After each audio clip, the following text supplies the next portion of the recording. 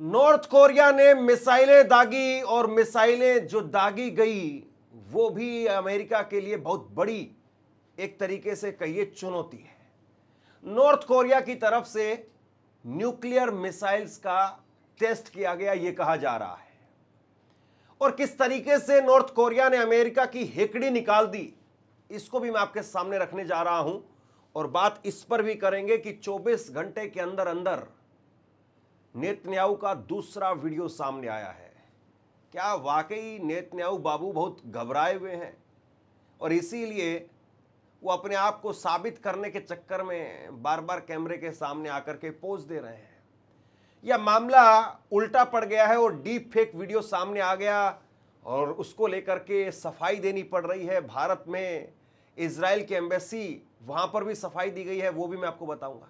लेकिन सबसे पहले जरा आप ये तस्वीर देखिए, ये तस्वीर देखिए और ये तस्वीर नॉर्थ कोरिया से निकल करके सामने आई है जहां नॉर्थ कोरिया के अंदर किम जोंग उन ने परमाणु प्रशिक्षण किया है मिसाइलों का और ये कहा जा रहा है कि ये जो मिसाइलें हैं ये मिसाइलें वो न्यूक्लियर वारहेड इन मिसाइलों के ऊपर लगा करके ये मिसाइलें दागी जा सकती है। यानी एक तरीके से ये जो मिसाइलें हैं ये परमाणु प्रशिक्षण वाली मिसाइलें हैं और इसके जरिए अब एक बड़ा संदेश अमेरिका को नॉर्थ कोरिया की तरफ से भेजा जा रहा है कि हम जब चाहेंगे तब साउथ कोरिया पर और साउथ कोरिया के साथ साथ जापान जहां पर पूरा अमेरिकी वर्चस्व है उसको तबाह कर देंगे।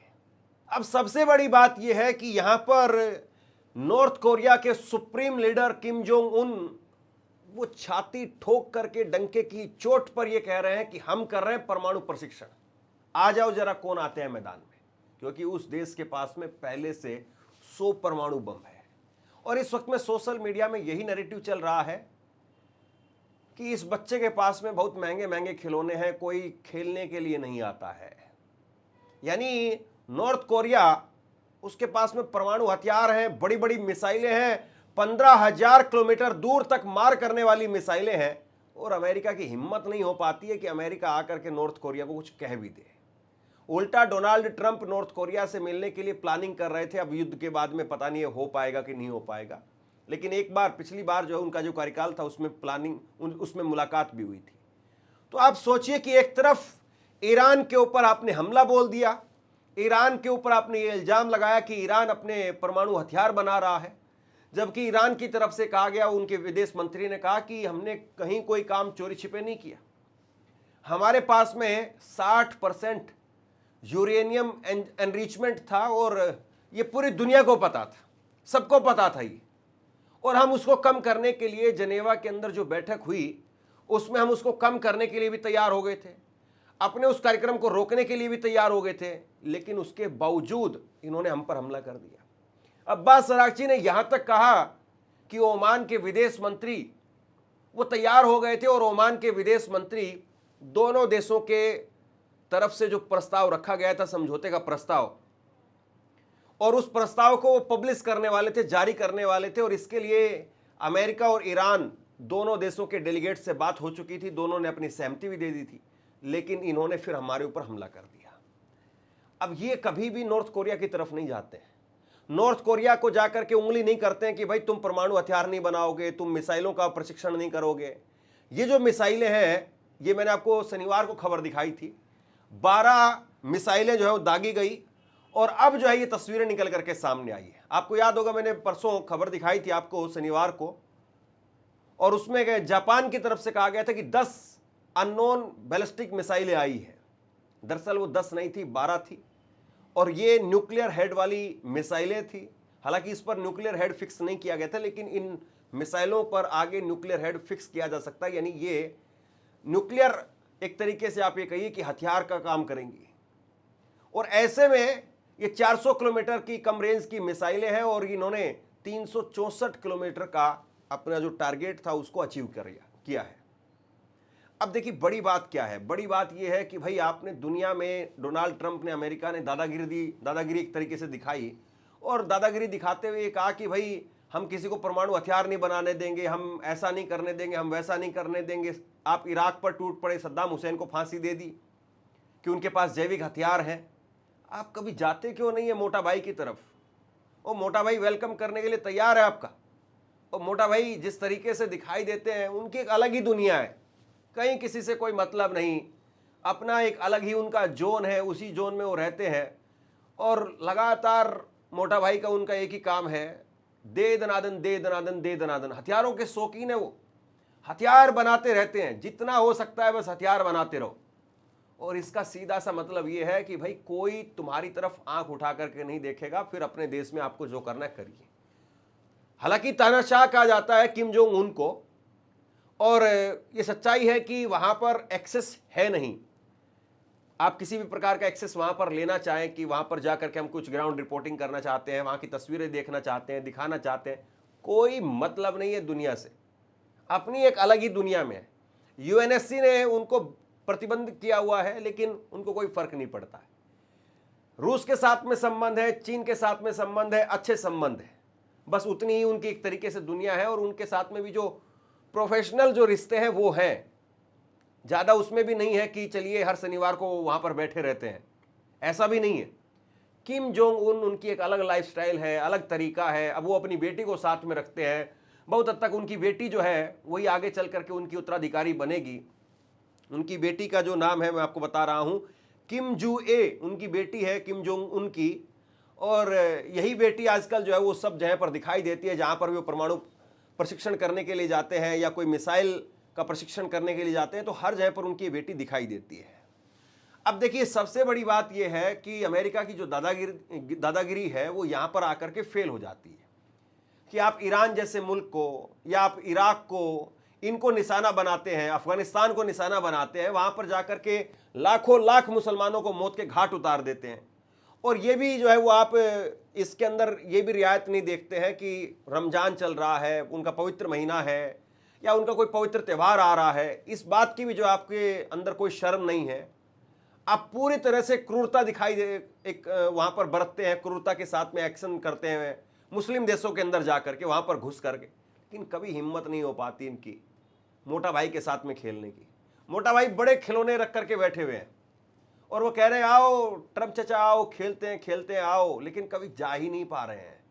उधर कभी बात ही नहीं होती है डोनाल्ड ट्रंप की तरफ से, कभी कुछ कहा ही नहीं जाता, कोई स्टेटमेंट ही नहीं आती है। उल्टा स्टेटमेंट अमेरिका की तरफ से क्या जारी की गई है, अमेरिका की तरफ से जारी की गई है स्टेटमेंट, और उन्होंने कहा है कि हमने जो जापान सी के अंदर जाकर के प्रैक्टिस की थी वो एक नॉर्मल प्रैक्टिस थी, हमारा कोई सैन्य अभ्यास नहीं था।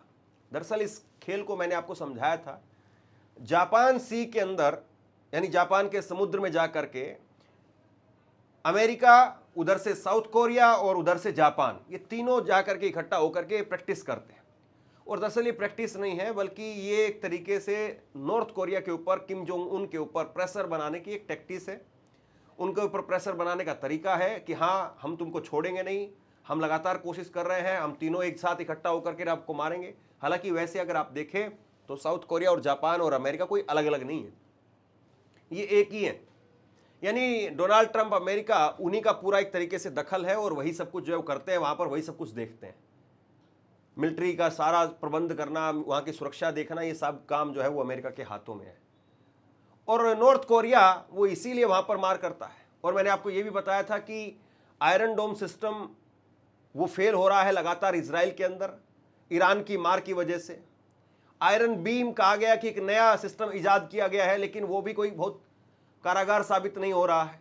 और इसलिए अब third air defence system, 5 third air defence system जो जापान के सी में थे, जापान समुद्री में थे, उनको लाया जा रहा है मिडल ईस्ट में। और बहुत हद तक संभव यह है कि उसको इजराइल के अंदर तैनात किया जाएगा।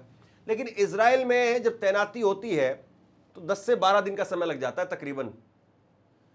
और ऐसे में अभी ये कहा जा रहा है कि इजराइल के पास में केवल एक ही थर्ड एयर डिफेंस सिस्टम बचा है। तो ये भी अपने आप में एक बहुत बुरी खबर है इजराइल के लिए, और वो आने में अभी समय लगेंगे।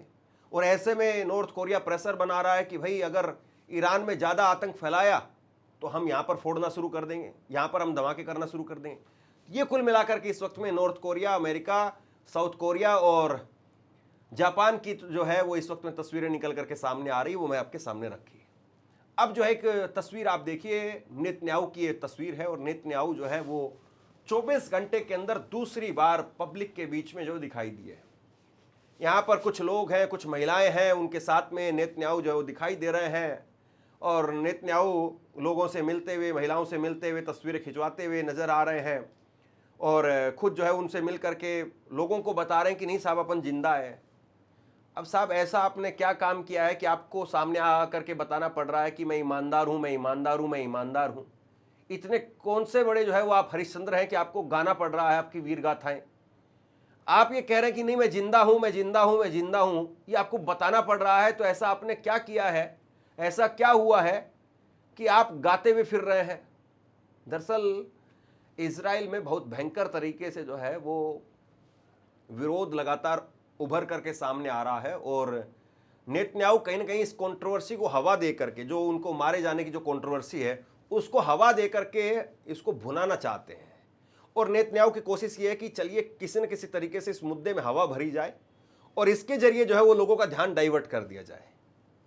यही जो है वो होता है, एक ही कार्ड बचता है लोगों के पास में कि विक्टिम कार्ड खेल लिया जाए और वही काम यहाँ पर नेतन्याहू करते हुए दिखाई दे रहा है। अब जरा ये तस्वीर आप देखिए।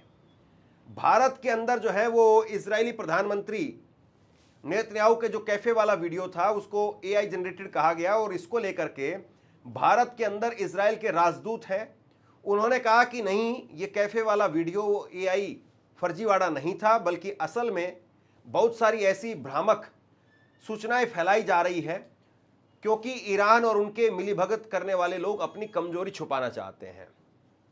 अब कमजोरी कौन छिपा रहा है और कमजोर कौन है, अपने लोगों को कौन कितना एक्सेस दे रहा है, वहां पर एक तरफ जो है वो सिक्योरिटी के अंदर घूमते हुए नजर आ रहे हैं नेतन्याहू, लोगों के बीच में जा भी रहे हैं तो, और दूसरी तरफ हजारों की तादाद में, लाखों की तादाद में जहां पर ईरानी सड़कों पर थे, वहां पर पेजिस्कियान या फिर अली लारीजानी या अब्बास अरागची, जितने भी टॉप लीडर्स हैं ईरान के, खुले सड़कों पर नजर आए थे।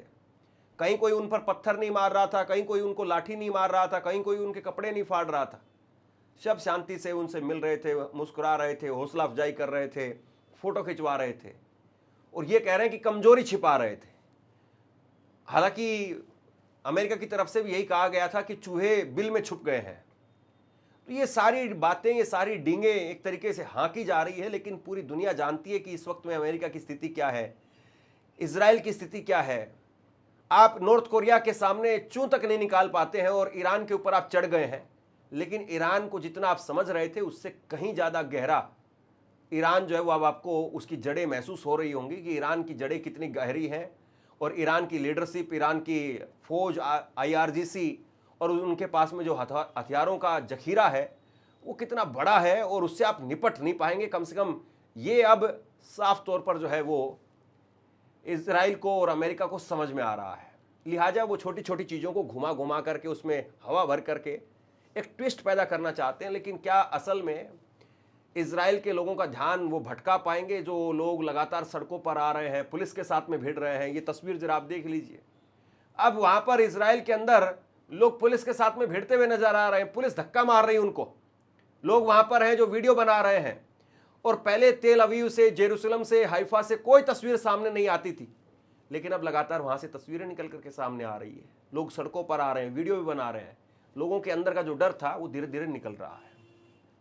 तो बहरहाल ये साफ तौर पर दिखाई दे रहा है कि डोनाल्ड ट्रंप चाहे भले ही लाख दावे करें, लेकिन इस वक्त में बहुत मुश्किल पिच पर हैं, बहुत नाजुक उनकी स्थिति दिखाई दे रही है। और ऐसे में नॉर्थ कोरिया जले पर एक तरीके से यूं कहिए कि नमक छिड़कने का काम कर रहा है और नॉर्थ कोरिया के ईरान के साथ में बहुत ज़बरदस्त संबंध है, इस बात को हर कोई जानता है। और ऐसे में नॉर्थ कोरिया कहीं ना कहीं अमेरिका को ये मैसेज भी दे रहा है कि अगर आप ईरान में घुस करके यूं सोचते हैं कि हम तबाही मचा देंगे, तो कहीं ऐसा ना हो कि दूसरा मोर्चा खुल जाए और आपको संभालना भारी पड़ जाए। शेयर कीजिए इस खबर को और आप क्या सोचते हैं नीचे कमेंट बॉक्स में लिख करके जरूर बताइए। धन्यवाद। आपसे कुछ कहना चाहता हूं, आज के वक्त में पत्रकारिता करना कितना मुश्किल काम है, लेकिन अगर ऐसे में भी कोई आपकी खबर दिखा रहा है, कोई आपके मुद्दे पर बात कर रहा है, तो आपको भी उसका साथ देना चाहिए। अगर आपको लगता है कि मेरी पत्रकारिता सही है, मैं आपके लिए आपकी खबर वो दिखा रहा हूं, तो ऐसे में आप मेरा सहयोग कीजिए। आप इस वीडियो को जब लाइक करेंगे तो लाइक के साथ में ही एक थैंक्स का बटन आपको दिखाई देगा, उस थैंक्स के बटन पर आप क्लिक कीजिए और जो भी सहयोग राशि दे सकते हैं वो दीजिए। दूसरा, आप चैनल को ज्वाइन कर सकते हैं और चैनल को ज्वाइन करके भी मुझे मदद कर सकते हैं।